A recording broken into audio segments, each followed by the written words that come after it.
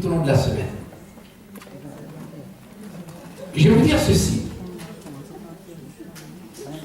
Tout le problème se situe au niveau de la personnalité de l'assistant de direction, de sa formation, de la qualité de sa formation.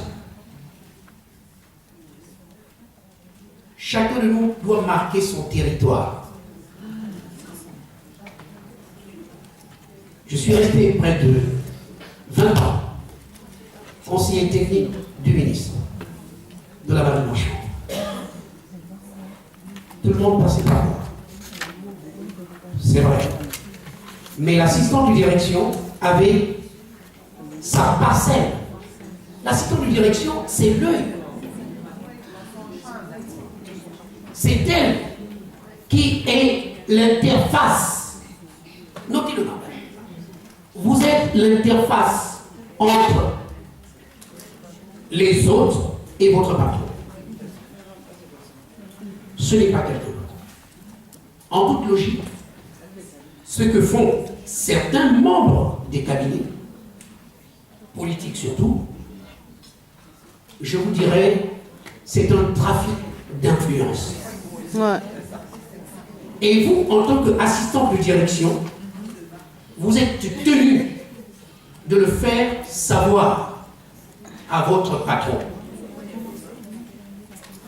Ces gens-là font ce qu'on ne leur demande pas. Je vous parle d'une expérience de plus de 20 ans de travail dans un cabinet. Vous comprenez? Ensuite, j'ai décidé, lorsqu'on m'a nommé directeur général, de marquer mon territoire. J'ai dit à tous mes collègues, écoutez, désormais, j'ai pris ma posture, j'ai pris mon habit, j'ai pris ma veste. Vous devez mettre aussi votre veste d'assistant de direction.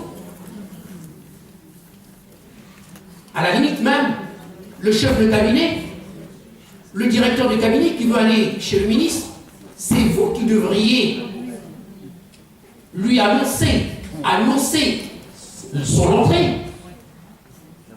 C'est vous qui devriez filtrer. Notez-le, vous êtes un filtre. Vous êtes un filtre. Vous n'êtes pas une passoire. Donc, filtre, passoire. Filtre, passoire. Ou vous êtes un filtre, ou vous êtes une passoire. Si vous êtes une passoire, vous êtes viré. Je vous dis, viré. Vous n'êtes pas au niveau. Donc, vous n'avez pas le niveau requis pour assumer cette fonction.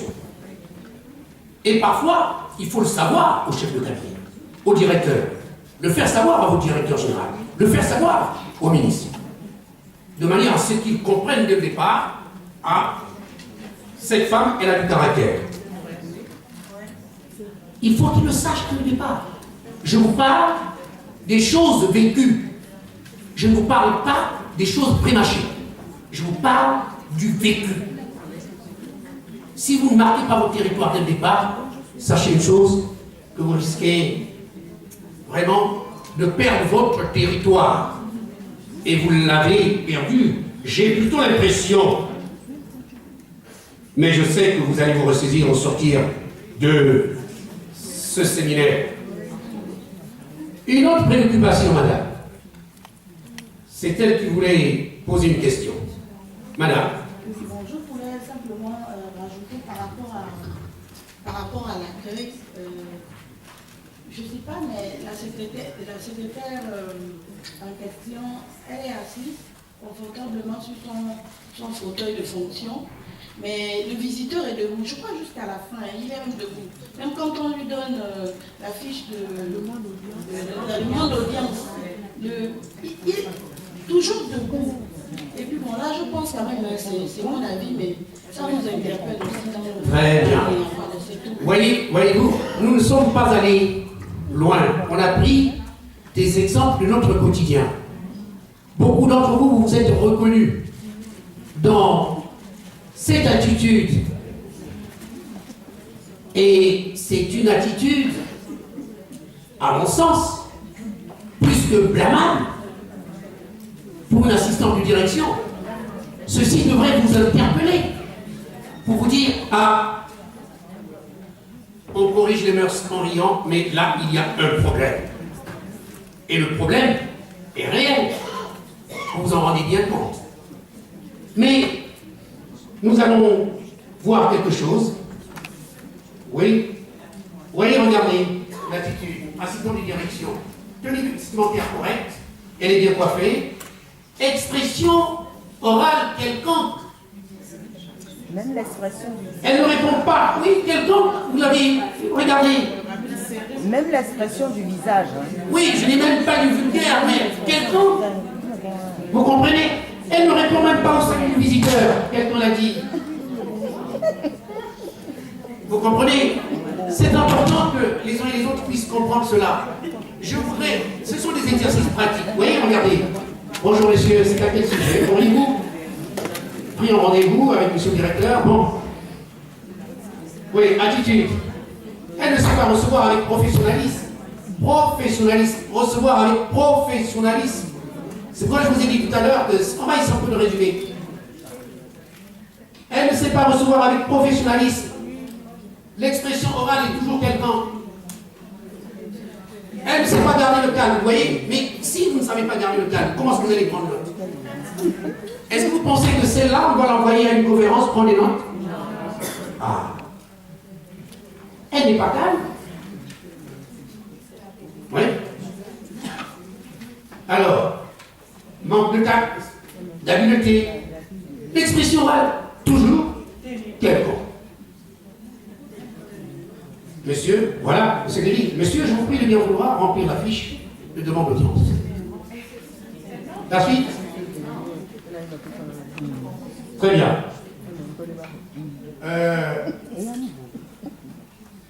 Je voudrais tout simplement vous dire qu'il y a encore beaucoup de choses à faire dans nos administrations publiques et privées. Et je voulais vous rassurer qu'on apprend à tout âge. N'est-ce pas? La preuve, c'est que vous êtes là. Il y a des enfants qui se retrouvent. Il y a des mamans, des papas qui se retrouvent parfois dans les mêmes salles de classe que leurs enfants. Donc, n'arrêtez pas d'apprendre. N'arrêtez pas d'apprendre. N'arrêtez pas d'apprendre. Faites tout pour lire. Et je vais vous donner quelques astuces. Notez toutes les expressions nouvelles dont vous ne comprenez pas le sens. Vous savez qu'un enfant apprend à s'exprimer en écoutant et en répétant. Un enfant apprend à s'exprimer en écoutant et en répétant. Répétez chaque fois les mots nouveaux, les expressions nouvelles. C'est bien d'avoir pris des notes, mais il faudrait par la suite en rendre compte. Et le compte rendu, c'est l'écrit. Donc, on passe de l'expression orale à l'expression écrite. Et là, votre compte rendu, qui est un support écrit sur papier, va circuler. Même après votre retraite, même après votre mutation, c'est un document d'archives. L'on portera un jugement de valeur sur ce que vous auriez écrit en 1980 ou 90. Vous comprenez? Si vous allez à l'Union, vous voyez dans les années 77, 78, 79, 80 et 82, lors de mon stage, vous allez retrouver des écrits. C'est vrai qu'il y a ce qu'on appelle des correcteurs.